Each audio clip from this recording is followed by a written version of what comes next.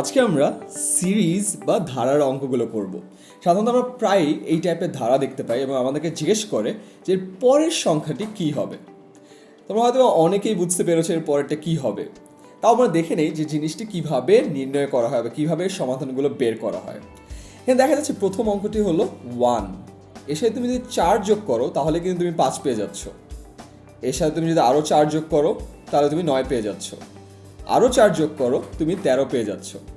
হয়তো তোমরা এখনই বুঝে গিয়েছো আমাদের যে ধারাটি এর প্রতিটি অঙ্ক তার আগের অঙ্কের সাথে 4 যোগ করার পরে যে জিনিসটি হয় সেটি নির্ণয় ধারাতে দেখা যাচ্ছে। তাহলে এখানেও 13-এর সাথে যদি আমরা 4 যোগ করি তাহলে কিন্তু আমরা পরেরটি পেয়ে যাব।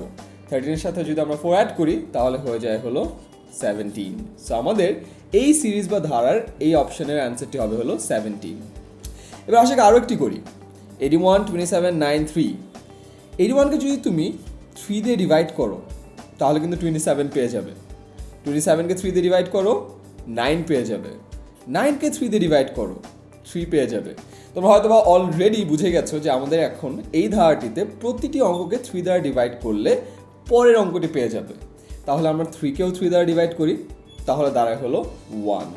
তার মানে এই ধারার সলিউশন হলো 1।